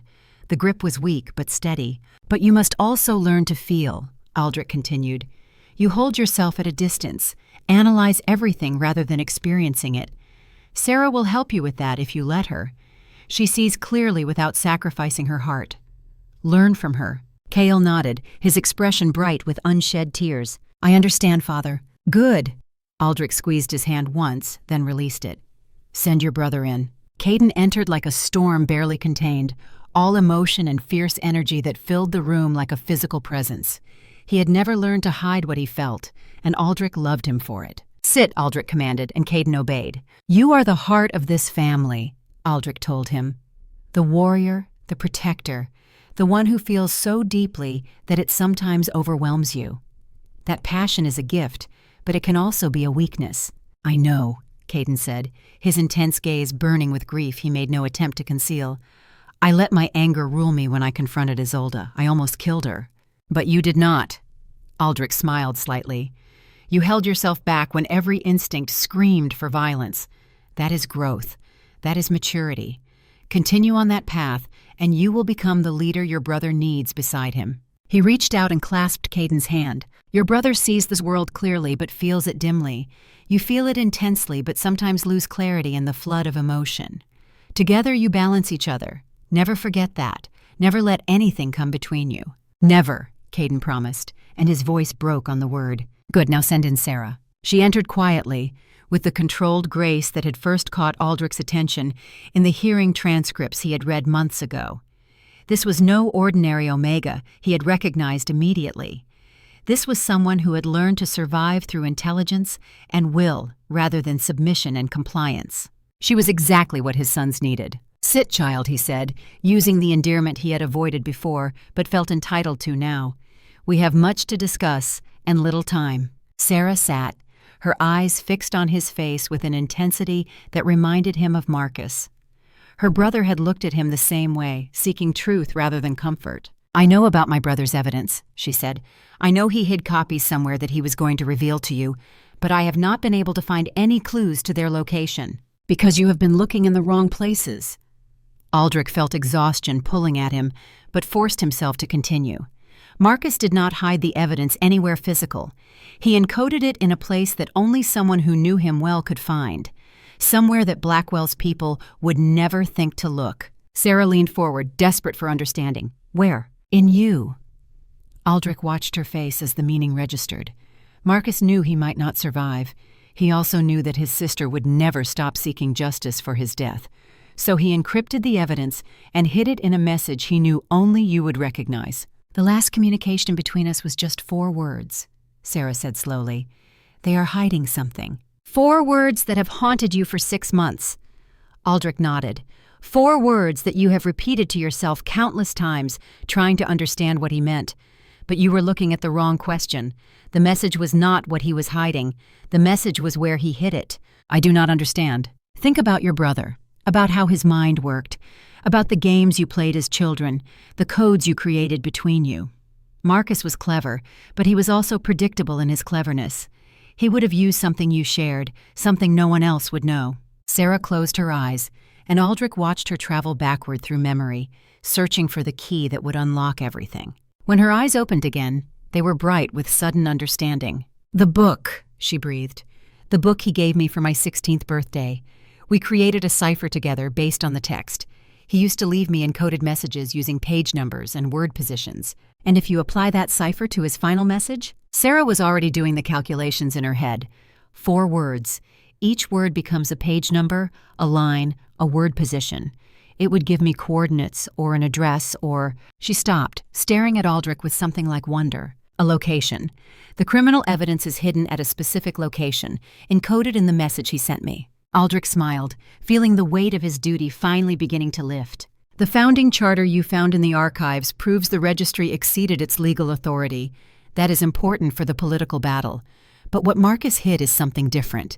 It is the proof of Blackwell's personal crimes. Murder, conspiracy, theft, the journals he kept documenting every atrocity. That is the evidence that will destroy him completely. Find it, he said. Finish what your brother started. And when you present that evidence to the council, remember that you are not just fighting for the Varen family.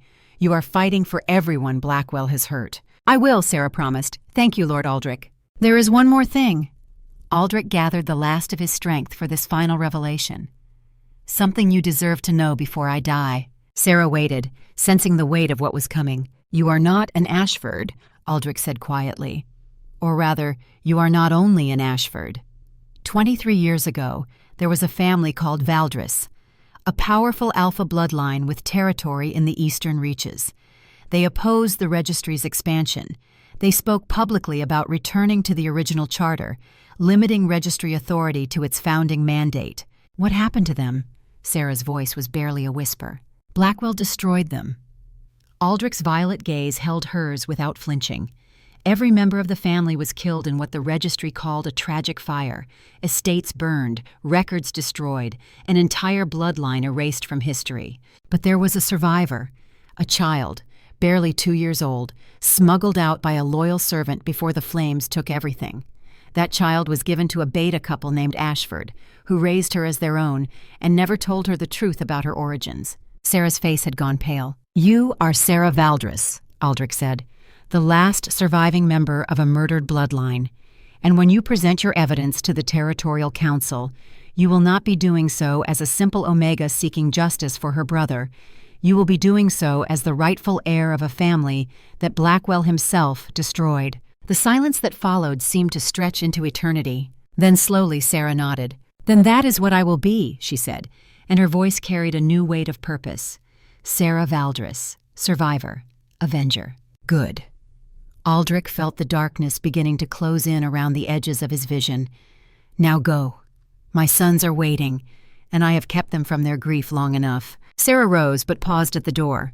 "Thank you," she said, "for everything." Aldrich smiled one final time. "Win this war," he said. "That is all the thanks I require." She left, and Aldrich allowed himself to sink back into his pillows. Cale and Caden returned together, taking positions on either side of his bed. He felt their hands close around his, strong and warm and alive. "I am proud of you both," he said, and the words were more breath than voice. "You are everything I hoped you would become. Lead together, fight together. Never forget that family is the only thing that matters." His sons answered, but the words blurred together as the darkness finally claimed him. Lord Aldrich Varen died at 3:17 in the morning, with his sons holding his hands and the first light of dawn beginning to brighten the eastern sky. He had lived long enough to see the battle joined. He trusted his children to win it. Outside the estate, fires were already burning on the horizon. Blackwell's war had begun. The funeral pyres burned for 3 days. Lord Aldrich Varen was laid to rest according to the ancient traditions of his bloodline. His body committed to flames that rose toward the heavens while thousands of mourners stood witness. Alpha families had traveled from every corner of the territory to pay their respects, their banners flying alongside the silver and black of House Varen. The flames cast dancing shadows across the faces of those who had gathered. Some wept openly. Others stood in stoic silence, their grief expressed through rigid posture and clenched jaws. The air was thick with the scent of burning wood and the perfumed oils that tradition demanded be added to the pyre of a fallen lord. Cale stood at the front of the assembly, his keen gaze reflecting the flames that consumed his father's mortal remains. He had not slept in 4 days. The responsibilities of leadership had descended upon him like a physical weight, pressing down on shoulders that were still learning to bear such burdens. Beside him, Caden wept openly, making no attempt to hide his grief. The tears streamed down his face unchecked, his expression raw with pain. Where Kyle internalized his pain, transforming it into cold determination, Caden released his into the world without shame. And between them, Sera kept vigil with a stillness that spoke of her own complicated relationship with the man who had changed everything by trusting her with the truth. She had known Lord Aldrich for only a matter of weeks, but in that brief time, he had given her more than most people had offered in her entire life. He had given her the truth about her identity. He had given her a path to justice. He had given her something to fight for beyond simple revenge. On the morning of the 3rd day, before the final ceremonies concluded, word came from the detention cells. Lady Isolde Crane had taken her own life during the night. She had used a shard of broken glass from a water pitcher, slashing her wrists in her cell and bleeding out before the guards discovered her. Caden received the news with a mixture of emotions he could not fully untangle. Relief that she would never reveal more of the family's secrets under torture. Anger that she had escaped the justice she deserved. And somewhere beneath it all, a strange grief for the woman who had been part of his life for so long, even if that presence had been built on lies. "She made her choice," Cale said when his brother shared the news. "Just as she made every choice that led to this moment. Do not waste your grief on someone who spent decades planning our father's murder." Caden nodded, but the shadow in his expression did not lift. The war had already begun. Even as they mourned, reports were arriving from across the territory. Registry forces mobilizing toward key positions, communication lines being severed, supply routes being blocked. Blackwell was moving with the precision of a general who had been planning this campaign for decades. Scouts returned with news of towns occupied, of families forced to declare loyalty to the registry or face consequences. The brutality was systematic and efficient, designed to crush resistance before it could properly form. But Aldrich's death had accomplished something Blackwell had not anticipated. It had unified the Alpha families. For too long, the great houses had stood apart, each focused on its own concerns, its own territories, its own petty rivalries. They had bickered over trade rights and border disputes, while the registry grew powerful in their shadow. They had allowed Blackwell to build his army because challenging him had seemed too costly, too risky, too likely to invite the kind of attention that destroyed families like the Valdres. Now they understood the truth. The registry intended to destroy them all regardless of their cooperation. Submission would not save them. Isolation would not protect them. Only unity could do that. General Tobias Graymore had spent the 3 days of mourning coordinating with military commanders from allied families.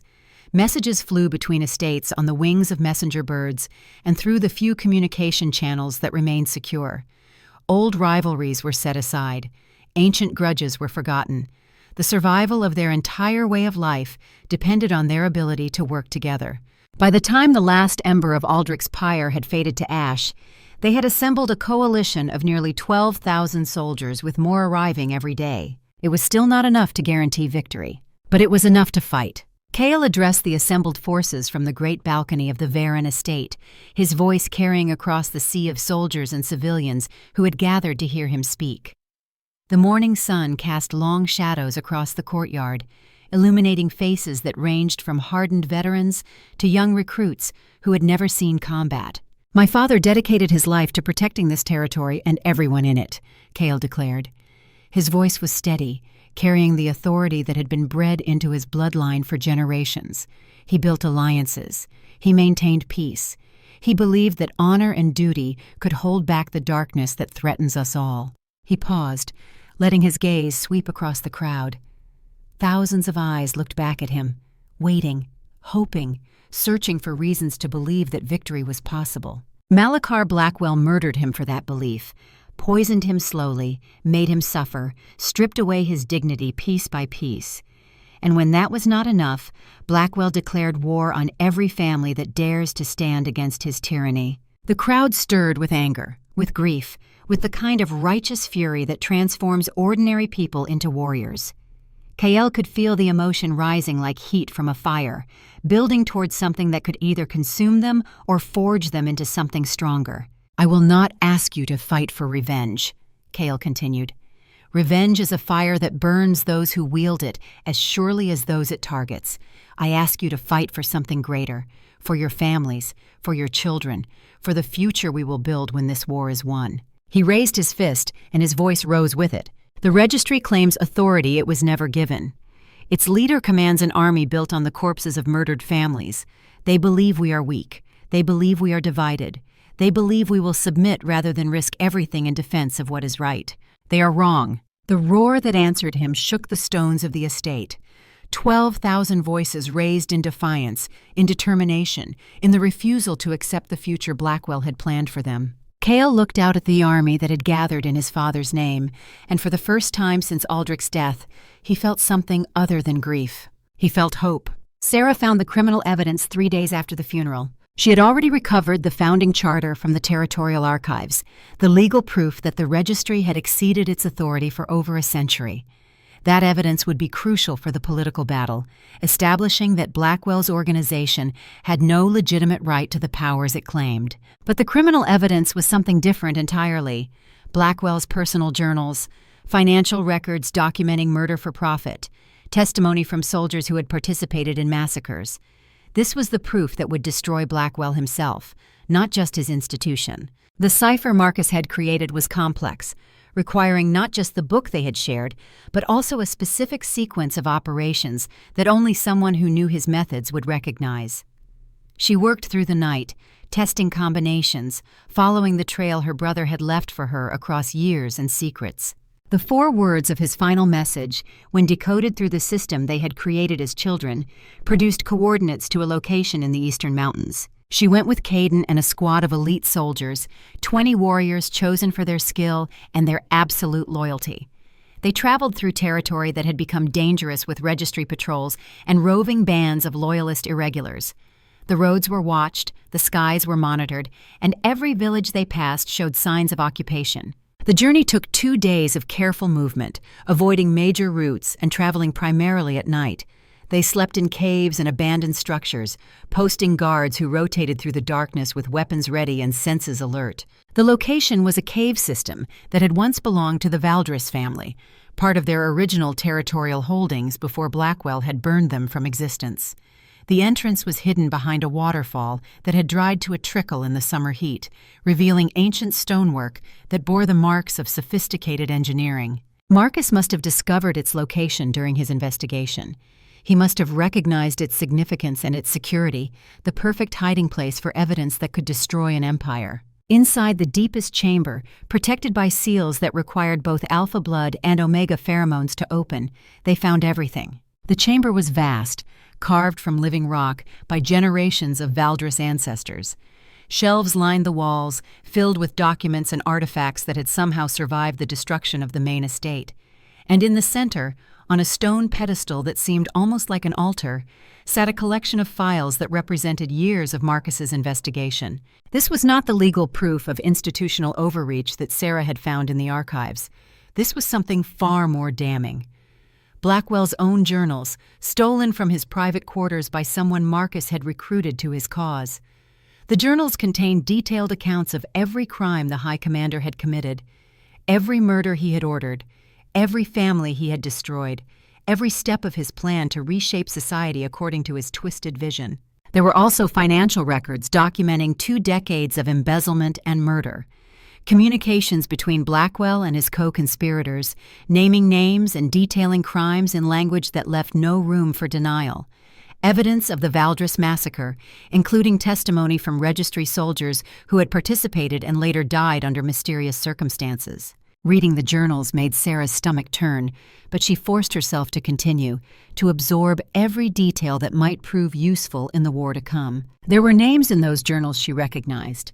Her own family, the Valdris, rated 3 pages of cold analysis about the necessity of their elimination and the methods employed to ensure no survivors. Except there had been a survivor. One small child smuggled away in the chaos, raised by strangers who had never told her the truth. Sera photographed every page, her hands steady despite the emotions raging through her. This was why Marcus had died. This was what he had given his life to protect. And now it would be the weapon that destroyed the man who had taken everything from her. When they returned to the Varen estate with their cargo of proof, Kale immediately began preparing for the final phase of their campaign. They now had both types of evidence they needed. The founding charter proved the registry had no legal authority for its actions. The journals and financial records proved Blackwell was personally guilty of murder, conspiracy, and theft. Together, these 2 bodies of evidence would destroy both the institution and the man who led it. But before any of that could happen, Sera discovered something that changed everything. She was pregnant. The physician delivered the news with professional calm, but Sera could see the significance in her expression. The examination had been routine, part of the medical protocols that all bonded Omegas underwent. But the results were anything but ordinary. A child conceived during a bonding between an Omega and twin alphas was rare. The genetic dynamics were complex, the biological processes unusual. Such children were often born with enhanced abilities, stronger alpha or omega characteristics than their parents possessed. A child conceived during a time of war was either a blessing or a curse, depending on your perspective. Sera sat alone in her chambers after the physician left, her hand resting on her still flat stomach, trying to process what this meant for her mission, for her revenge, for the future she had never allowed herself to imagine. She had come to the Varen estate as a spy, seeking vengeance for her brother's death. She had expected to find enemies to manipulate and secrets to steal. She had prepared herself for degradation and objectification, for being treated as property rather than person. Instead, she had found allies, partners, men who respected her in ways she had never experienced, who valued her intelligence and courage as much as they valued her biological compatibility. And now she carried their child, a Varen heir, a Valdris heir, a symbol of everything they were fighting to protect. Caden found her there an hour later, drawn by some instinct he could not name. He took one look at her face and knew. "You are with child," he said, "not a question." Sera nodded. Caden crossed the room in 3 strides and gathered her into his arms with a gentleness that belied his warrior's strength. His expression was bright with emotion as he held her, tears threatening to spill onto cheeks that were still rough with stubble from days of combat preparation. "This is a blessing," he whispered. "Whatever else happens, whatever the war brings, this is something good, something worth fighting for." Sera leaned into his embrace, allowing herself a moment of vulnerability she rarely permitted. His warmth surrounded her, his heartbeat steady against her ear, his arms strong enough to hold the world at bay. "I am afraid," she admitted. "Not for myself, for the child. For what Blackwell will do if he learns of this." Caden's arms tightened around her. "He will never touch you," he promised. "He will never touch our child. We will win this war, and our family will be safe." When Kyle learned of the pregnancy, his reaction was more measured but no less profound. He stood before Sera in the war room, surrounded by maps and battle plans, and for a long moment, he simply looked at her. "This changes our calculations," he said finally. Sera braced for the argument she expected. Demands that she stay behind, that she remove herself from danger, that she abandon the fight she had started. Instead, Kale surprised her. "We will need to adjust our timeline," he continued. "The evidence presentation to the council cannot wait. We must move against Blackwell before your condition becomes obvious. Once he knows you carry a Varen heir, he will target you specifically." "You are not going to tell me to hide?" Sera asked. His penetrating gaze met hers with something that might have been amusement. "Would you listen if I did?" "No." "Then what would be the point?" Kale moved closer, his hand reaching out to rest gently on her stomach. "You are Sera Valdris. You are the last of your bloodline and the mother of the next Varen generation. You are also one of the most capable people I have ever met. Telling you to hide would be an insult to everything you have proven yourself to be." Sera felt tears prick her eyes, an emotional response she blamed on the pregnancy hormones already beginning to affect her. "Thank you," she said. "Do not thank me yet." His expression hardened. The war is about to enter its most dangerous phase. Blackwell knows he is losing the political battle. He will escalate to military action soon, and when he does, none of us will be safe. He was right. The attack came 6 days later. Sera was attending a strategy session with allied family representatives when the first explosions shook the estate. The sound was massive, rolling through the stone corridors like thunder, followed immediately by screams and the clash of weapons. Registry forces had breached the outer defenses using infiltrators who had posed as refugees seeking protection. They had waited, watching, learning the routines and weaknesses of the estate's security. And when the moment was right, they had opened the gates for their comrades. The battle that followed was brutal and chaotic. Varen soldiers fought room to room against registry troops, the grand halls of the estate becoming a charnel house of combat. Blood-stained carpets that had been in the family for centuries. Ancient tapestries were torn by stray bullets. The sound of fighting echoed through corridors that had known peace for generations. Sera found herself separated from both Kale and Caden in the confusion, fighting alongside a group of household guards who gave their lives to protect her. She had trained with weapons, had learned to defend herself in the years since Marcus's death, but nothing had prepared her for the reality of close combat. The first registry soldier she killed died with a look of surprise on his face, not expecting resistance from an Omega. The second was faster, nearly getting his blade to her throat before she managed to dodge and counter. The third wounded her, a slash to her shoulder that burned like fire, before she ended his life with a thrust that left her covered in his blood. By the time the immediate threat was neutralized, she had killed 3 men with her own hands and watched half a dozen guards die defending her. The wound to her shoulder would leave a permanent scar, a reminder of this day and everything it had cost. But the victory was hollow, because Kale was gone. The attack had been a diversion. While the main force engaged the estate's defenders, a smaller team of elite operatives had targeted Kale specifically. They had taken him alive, spiriting him away through tunnels beneath the estate that dated back centuries, tunnels that someone on the inside must have revealed. Blackwell had their leader, and he wanted to trade. The message arrived by courier the following morning, delivered by a registry soldier under a flag of truce. The terms were simple and brutal. Surrender Sera Valdris and all evidence of registry crimes. In exchange, Kale Varen would be released unharmed. Refuse, and Kale would die slowly, his suffering broadcast to every corner of the territory as a warning to those who opposed registry authority. Caden read the message with hands that trembled with rage. His warm expression had gone dark, replaced by something cold and dangerous that Sera had never seen before. "I will not trade your life for his," he said, "and neither would Kale want that." Sera took the message from his hands and read it again, her mind working through possibilities with the same analytical precision that Kale himself would have applied. "Blackwell expects us to refuse," she said slowly. "He expects us to prioritize the evidence over Kale's life. That gives him justification for the execution and weakens our moral position with the allied families." "Then we are trapped," Caden growled. "Whatever we choose, he wins." "Not necessarily." Sera looked up, and something in her expression made Caden go still.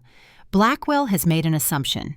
He assumes that by taking Kyle, he has removed our strategic leadership.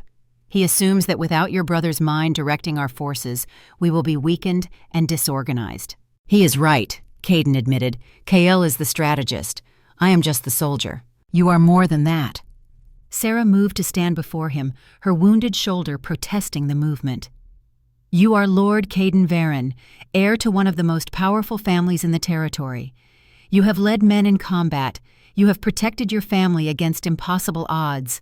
You are exactly the leader we need right now." Caden shook his head. "I cannot think like Kale. I cannot see the patterns he sees." "Then do not try to be Kale." Sera's voice was fierce. "Be yourself.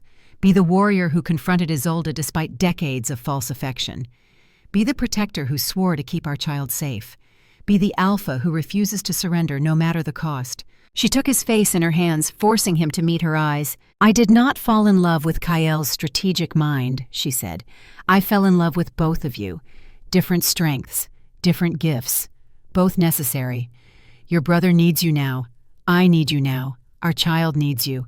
Stop doubting yourself and start fighting." Something changed in Caden's expression. The doubt receded, replaced by the fierce determination that had always been his greatest strength.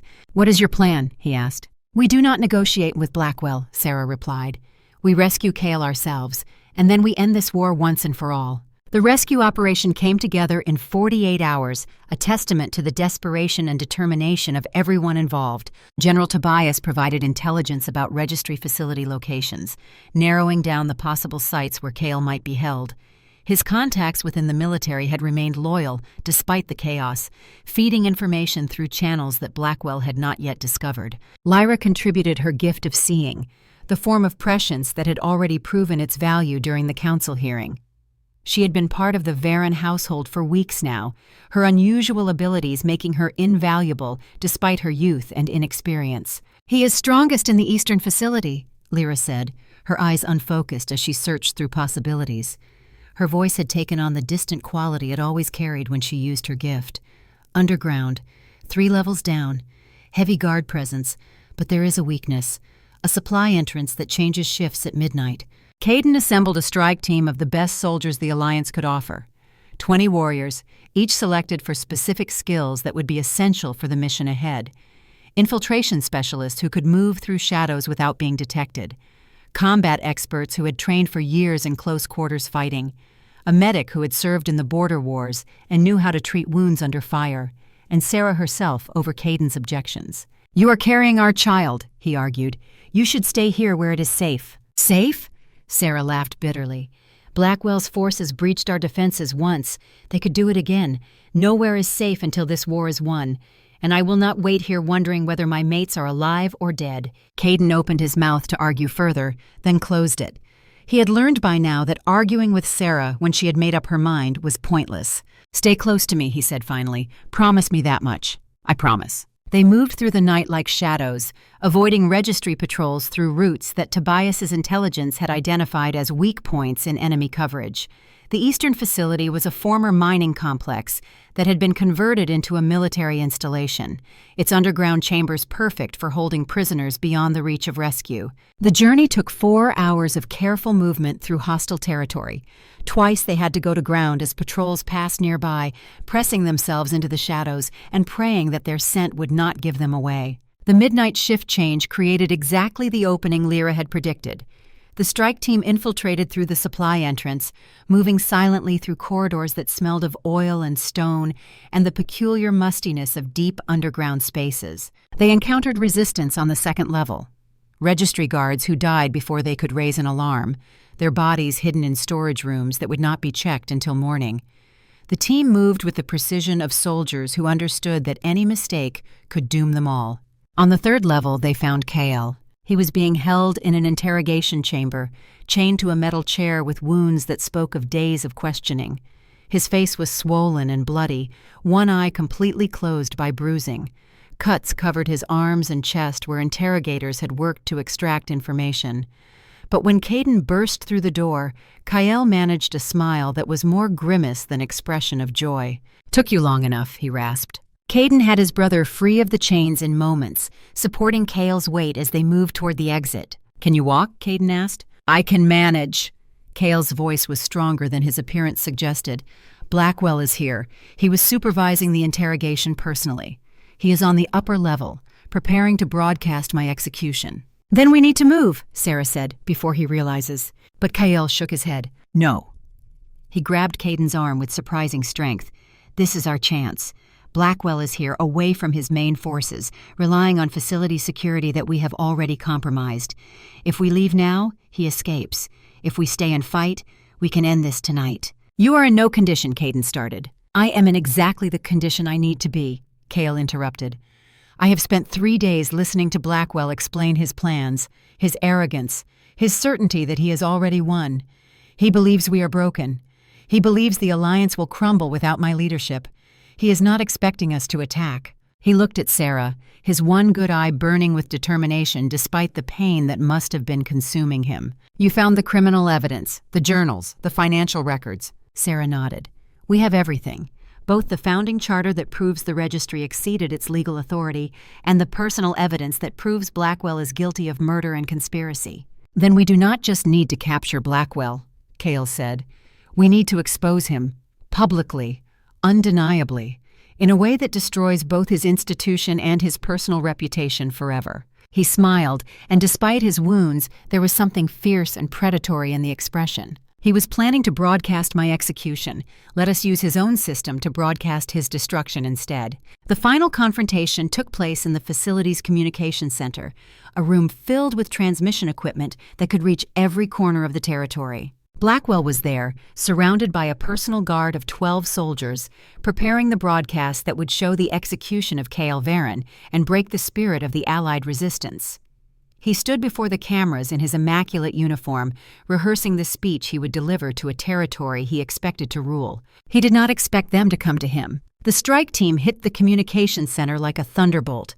8 of Blackwell's guards died in the first 5 seconds, cut down by warriors who had trained their entire lives for exactly this kind of combat. The remaining 4 fought desperately, but they were overwhelmed by numbers and fury. When the last guard fell, Blackwell stood alone, facing the people he had tried to destroy. "This changes nothing," he said, his dark gaze showing no fear. "Kill me, and another will take my place. The registry will continue. The Alpha families will fall eventually. It is inevitable." Sera stepped forward, her shoulder wound forgotten, her hand resting unconsciously on her stomach. "You killed my family," she said. 23 years ago, you burned the Valdris estate and murdered everyone inside. My parents, my grandparents, my aunts and uncles and cousins. Everyone except a 2-year-old child who was smuggled to safety by a servant who gave her life for mine." Blackwell's expression flickered with something that might have been recognition. "Valdris," he repeated. "I thought that bloodline was extinct." "Almost." Sera's voice was cold, but not quite. "I am Sera Valdris, last of my line, and I am here to see justice done for everyone you have murdered." The broadcast began. For 3 hours, the transmission played evidence that could not be denied. First, the founding charter, proving that the registry had never been granted the enforcement powers it claimed. Then the financial records, showing the stolen wealth of murdered families. The communications revealing orders to eliminate anyone who threatened Blackwell's power. The testimony from registry soldiers describing atrocities committed in the name of order and stability. And finally, Blackwell's own journals, his personal accounts of every crime, every victim, every step of his plan to enslave the territory. And through it all, Blackwell stood in chains before the camera, his composure finally cracking as he watched his empire crumble. When the broadcast ended, the facility was surrounded by Allied forces that had mobilized from across the territory. Registry soldiers who had seen the transmission were surrendering in droves, unwilling to fight for a cause that had been revealed as nothing more than one man's monstrous ambition. Malachar Blackwell was taken into custody to await trial for crimes against humanity. The war was over. They had won. 9 months after the final battle, Nova Valdris Varen entered the world screaming. The birth was difficult. Sera labored for 18 hours while Kael and Caden took turns holding her hand and trying not to pace with anxiety. The estate's physicians worked through the night, their faces tense with concentration as complications arose and were overcome. But finally, as dawn light began to brighten the windows of the birthing chamber, a new life emerged into the world. Nova was perfect. 10 fingers, 10 toes, a pair of lungs that could shake the walls when she decided to use them. She had her father's dark hair and her mother's fierce expression, a combination that the physicians said promised a strong personality. But it was her eyes that made everyone pause. Nova's eyes were violet, the same impossible shade that Lord Aldrich had carried, a color that had not appeared in the Varen bloodline for 3 generations. They were the eyes of a legacy continued, of a heritage preserved against all odds. And when the physicians conducted their standard tests on the newborn, they discovered something else. Something that should have been impossible. Nova's secondary gender markers were unstable. Not clearly alpha, not clearly omega, but something in between. Something that shifted depending on how the tests were conducted, defying every categorization system the medical profession had developed. The head physician was a woman named Helena, who had served the Varen family for 30 years. Her hands trembled slightly as she delivered her findings. "I have only read about this in historical texts," she said. "It has not occurred in living memory, perhaps not in centuries." "What is it?" Caden demanded. "Is our daughter sick?" "No." Helena shook her head slowly. "She is not sick. She is something else entirely, something rare and precious and potentially dangerous." She looked at the 3 parents gathered around the newborn child. Nova is what the old texts call a true alpha. She carries both alpha and omega markers in her genetics, and they are not in conflict. They are integrated, complementary. She will have the strength and authority of an alpha with the intuition and empathy of an omega. "There have been perhaps a dozen true alphas in recorded history," Helena continued. "Each of them changed the world in profound ways. They had the ability to unite divided peoples, to bridge gaps that seemed unbridgeable, to inspire loyalty that transcended normal bonds." She looked down at Nova, who had stopped crying and was staring up at the gathered adults with violet eyes that seemed far too aware for a newborn. "Your daughter may be destined to reshape everything we understand about Alpha and Omega society," Helena finished. "Or she may simply be a remarkable child who lives a remarkable life. We will not know until she grows." Sera reached out and took Nova from the physician's arms, cradling her daughter against her chest. The baby settled immediately, one tiny hand grasping the fabric of Sera's gown with surprising strength. "Whatever she becomes," Sera said quietly, "she will be loved. She will be protected. She will be given every opportunity to find her own path." Kael moved to stand beside her, his hand coming to rest on Nova's head with infinite gentleness. His wounds had healed in the months since the final battle, though the scars remained as reminders of what they had endured. "She is our legacy," he said, "the continuation of everything we have fought for." Varen and Valdris united in one child. Caden joined them, completing the circle of family that had formed through deception and war, and had emerged into something none of them had expected. "She is our future," he said simply. 1 year later, Sera stood on the terrace of the Varen estate and watched the sunrise paint the territory in shades of gold and crimson. So much had changed since that desperate girl had entered the mating house seeking vengeance for her brother's murder. She had found vengeance, yes, but she had also found something more. Family. Purpose. A cause worth fighting for that extended beyond her own grief. The registry had been dissolved by unanimous vote of the Territorial Council. In its place, a new coalition had been established, with representatives from alpha families, beta communities, and omega advocates working together to create systems that served everyone rather than exploiting them. Blackwell had been tried and convicted 3 months after his capture. The evidence was overwhelming, the testimony devastating. He had been executed by public decree, his death witnessed by representatives from every family he had wronged. Lady Isolde had escaped that justice by her own hand, but Blackwell faced the full weight of it. Sera served on the coalition's ruling council as the first Omega to hold such a position. Her voice had become one of the most influential in the territory, her story of survival and triumph inspiring others who had suffered under the old system.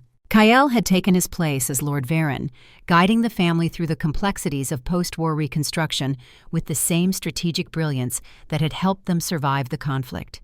His wounds had healed, though the scars remained as reminders of what they had endured. Caden commanded the coalition's defense forces, a position that suited his warrior nature, while allowing him to channel his protective instincts toward the common good. He had grown into a leader in his own right, no longer living in his brother's shadow, but standing as an equal partner in the family's future. Lyra had remained with the household, her gift of seeing proving valuable in the peacetime work of rebuilding. She had become something like a younger sister to Sera, a connection forged through shared trauma and mutual respect. General Tobias had retired from military command, but continued to advise the coalition on matters of security and defense. He visited the estate often, always stopping by Aldrich's memorial to pay his respects to the friend he had lost. And Nova was thriving. At 1 year old, she was already showing signs of the remarkable heritage she carried. Her violet eyes tracked movement with unusual awareness. Her mood seemed to affect those around her, calming anxious servants and energizing tired parents. The physicians continued to monitor her development with fascination and wonder. Kale appeared beside Sera on the terrace, his presence a comfort she had learned to rely upon. "You are thinking about Marcus," he observed. Sera nodded. "I think about him every day, but today especially. It has been a year since we won, and I still wish he could see what his sacrifice made possible." "He can see it." Kale's hand found hers, their fingers intertwining with the ease of long familiarity. "Wherever he is, whatever comes after this life, your brother knows that his work mattered, that his death was not in vain, that the sister he loved finished what he started." Caden joined them, carrying Nova in his arms.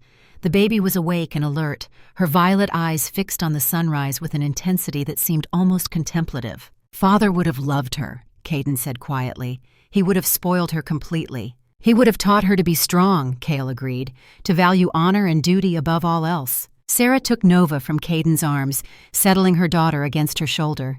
The baby made a contented sound and nestled closer, her tiny fingers grasping the fabric of Sera's gown. "She will learn all of that," Sera said, "but she will also learn compassion, empathy, the understanding that true strength comes from lifting others up rather than pushing them down." She looked at her two mates, at the men who had started as targets for manipulation and become partners in every sense of the word. "That is the legacy we will give her," Sera continued. "Not just power or status or ancient bloodlines, but the wisdom to use those gifts for good, the courage to stand against injustice, the love that makes a family stronger than any individual could ever be alone." Kyle moved to embrace her from one side, while Caden mirrored the gesture from the other. Together, the four of them stood on the terrace as the sun rose over the territory they had fought to save. The old world was gone. The registry, the corruption, the systems that had treated people as property rather than persons. All of it had been swept away in the fire of war and the determination of those who refused to accept tyranny. In its place, something new was growing. A world where alphas and omegas could be partners rather than masters and servants. A world where power came with responsibility. A world where a child with violet eyes might grow up to reshape everything. The morning light grew stronger, warming the stones of the ancient estate, and the faces of the family gathered there. Sera Valdris Varen, survivor, mother, leader. She had entered the mating house as a sacrifice. She had emerged as something far greater. And this was only the beginning. End of Part 3. The End.